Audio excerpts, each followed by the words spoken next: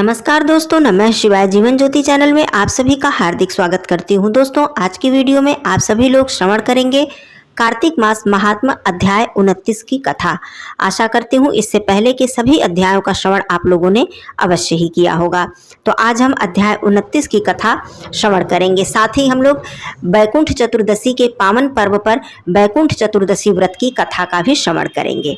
तो आपको इस वीडियो से अत्यंत ही पुण्यफल प्राप्त होने वाला है, इसलिए वीडियो के अंत तक आप लोग जरूर बने रहिएगा।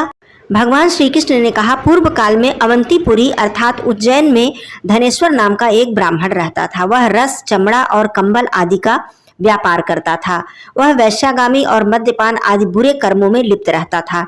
चूंकि वह रात दिन पाप में लिप्त रहता था, इसलिए वह व्यापार करने के लिए नगर नगर घूमता था। एक दिन वह क्रय विक्रय के कार्य से घूमता हुआ महिष्मतीपुरी में जा पहुंचा, जो राजा महिष ने बसाई थी। वहां पाप नाशिनी नर्मदा सदैव शोभा पाती हैं। उस नदी के किनारे कार्तिक व्रत करने वाले बहुत से मनुष्य अनेक गांवों से स्नान करने के लिए आए हुए थे। धनेश्वर ने उन सबको देखा और अपना सामान बेचता हुआ वहां एक मास तक रहा। वह अपने सामान को बेचता हुआ नर्मदा नदी के तट पर घूमता हुआ स्नान, जप और देवार्चन में लगे हुए ब्राह्मणों को देखता और वैष्णवों के मुख से भगवान विष्णु जी के नामों का भजन कीर्तन सुनता था।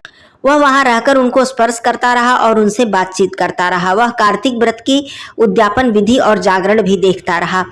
उसने पूर्णिमा व्रत को भी देखा कि व्रती ब्राह्मण और गौओं को भोजन करा रहे हैं, उनको दक्षिणा आदि भी दे रहे हैं। उसने नित्य प्रति भगवान शिव जी की प्रसन्नता के लिए होती हुई दीपमाला भी देखी। त्रिपुर नामक राक्षस के तीनों पुरों को भगवान शिव जी ने इसी दिन जलाया था, इसलिए शिव जी के भक्त इस तिथि पर दीपोत्सव मनाते हैं और इसे देव दिवाली के नाम से भी जाना जाता है। जो मनुष्य मुझ में और शिव जी में भेद करता है, उसकी समस्त क्रियाएं निष्फल हो जाती हैं। इस प्रकार धनेश्वर को नर्मदा तट पर रहते हुए 1 माह व्यतीत हो गया, तो एक दिन अचानक उसे किसी काले सांप ने डस लिया। इससे विह्वल होकर वह भूमि पर गिर पड़ा। उसकी यह दशा देखकर वहां के दयालु भक्तों ने उसे चारों ओर से घेर लिया और उसके मुख पर तुलसी दल मिश्रित जल के छींटे देने लगे। जब उसके प्राण निकल गए, तब यमदूतों ने आकर उसे बांध लिया और कोड़े बरसाते हुए उसे यमपुरी ले गए। उसे देखकर चित्रगुप्त ने यमराज से कहा, इसने बाल्यावस्था से लेकर आज तक केवल बुरे कार्य ही किए हैं, इसलिए इसके जीवन में पुण्य का तो लेश मात्र दृष्टिगोचर नहीं हो रहा है।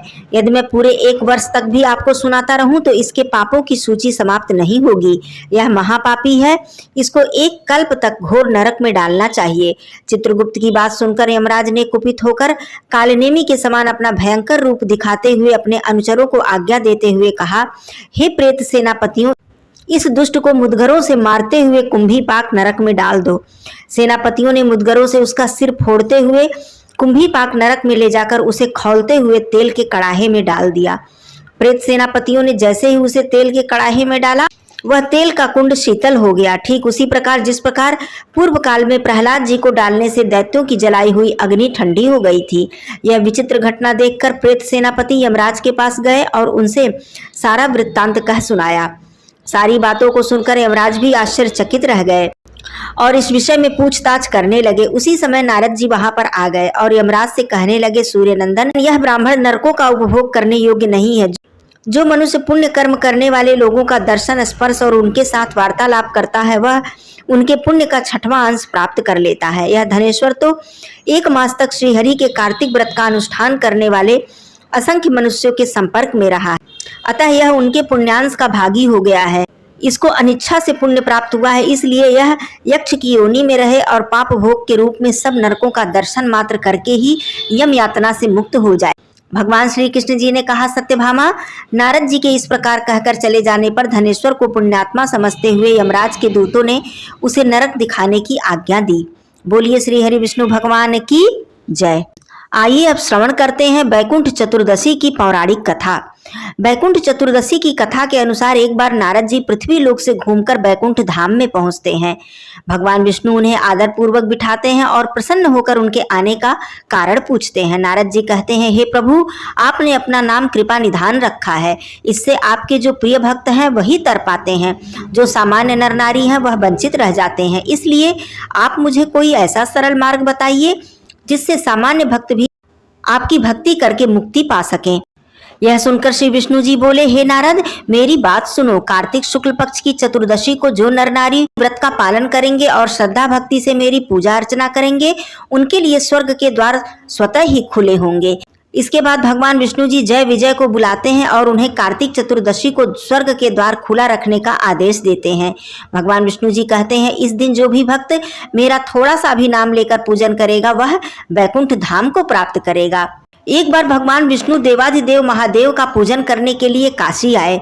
वहां मणिकर्णिका घाट पर स्नान करने के लिए 1000 स्वर्ण कमल पुष्पों से भगवान विश्वनाथ के पूजन का संकल्प लिया। अभिषेक के बाद जब वे पूजन करने लगे तो शिव जी ने उनकी भक्ति की परीक्षा लेने के उद्देश्य से एक कमल का पुष्प कम कर दिया। भगवान श्री हरि को पूजन पूर्ति के लिए 1000 कमल पुष्प चढ़ाने थे। एक पुष्प की कमी देखकर उन्होंने सोचा, मेरी तो आंखें भी कमल के समान है, मुझे कमल नयन और पुंडरीकाक्ष कहा जाता है। यह विचार करके भगवान विष्णु अपनी कमल के समान आंख चढ़ाने को प्रस्तुत हो गए। भगवान विष्णु जी की इस अगाध भक्ति से प्रसन्न होकर देवाधिदेव महादेव बोले, हे विष्णु, तुम्हारे समान संसार में मेरा दूसरा कोई भक्त नहीं है। आज से यह कार्तिक शुक्ल चतुर्दशी वैकुंठ चतुर्दशी कहलाएगी और इस दिन व्रत धारण करके जो पहले आपका पूजन करेगा उसे वैकुंठ लोक की प्राप्ति होगी। भगवान शिव ने इसी वैकुंठ चतुर्दशी को करोड़ों सूर्यों की कांति के समान सुदर्शन चक्र भगवान विष्णु जी को प्रदान किया था। इस दिन स्वर्ग के द्वार खुले रहेंगे। मृत्यु लोक में रहने वाला कोई भी व्यक्ति इस व्रत को करता है तो वह अपना स्थान वैकुंठ धाम में सुनिश्चित कर लेता है। वैकुंठ चतुर्दशी के दिन भगवान देवाधिदेव महादेव तथा भगवान विष्णु जी की एक साथ पूजा अर्चना की जाती है। वर्ष में यही एक दिन ऐसा है जिस दिन देवाधिदेव महादेव जी को तुलसी पत्र और भगवान विष्णु जी को बिल्व पत्र अर्पित किया जाता है। इस दिन व्रत धारण करने से तथा दान करने से व्यक्ति को स्वर्ग और मोक्ष की प्राप्ति होती है। बोलिए श्री हरि विष्णु भगवान की जय। बोलिए देवाधिदेव महादेव की जय। आइए वैकुंठ चतुर्दशी के पावन पर्व पर हम भगवान विष्णु जी तथा भगवान भोलेनाथ जी की आरती करते हैं। ओम जय शिव ओंकारा, प्रभु हर शिव ओंकारा, ब्रह्मा विष्णु सदा शिव अर्धांगी धारा। ओम जय शिव ओंकारा, एकानन चतुरानन पंचानन राजे, हंसासन गरुड़ासन वृषवाहन साजे। ओम जय शिव ओंकारा, दो भुज चारु चतुर भुज, 10 भुज अति सोहे, तीनों रूप निरखते त्रिभुवन जन मोहे। ओम जय शिव ओंकारा, अक्षमाला वनमाला मुंडमाला धारी, चंदन मृग मद सोहे भोले शुभकारी। ओम जय शिव ओंकारा, श्वेतांबर पीतांबर बाघंबर अंगे, सनकादिक गरुड़ादिक भूतादिक संगे। ओम जय शिव ओंकारा, कर के मध्य कमंडल चक्र त्रिशूल धरता, जग करता जग भरता जग पालन करता। ओम जय शिव ओंकारा, ब्रह्मा विष्णु सदा शिव जानत अविवेका, प्रणवाक्षर के मध्य ये तीनों एका। ओम जय शिव ओंकारा, काशी में विश्वनाथ विराजत, नंदी ब्रह्मचारी, नित उठ भोग लगावत, महिमा अति भारी। ओम जय शिव ओंकारा, त्रिगुण स्वामी जी की आरती जो कोई जन गावे, कहत शिवानंद स्वामी सुख संपत्ति पावे। ओम जय शिव ओंकारा, बोलिए देवाधिदेव महादेव की जय। ओम जय जगदीश हरे, स्वामी जय जगदीश हरे, भक्त जनों के संकट क्षण में दूर करें। ओम जय जगदीश हरे। जो ध्यावे फल पावे दुख विन से मन का, सुख संपत्ति घर आवे कष्ट मिटे तन का।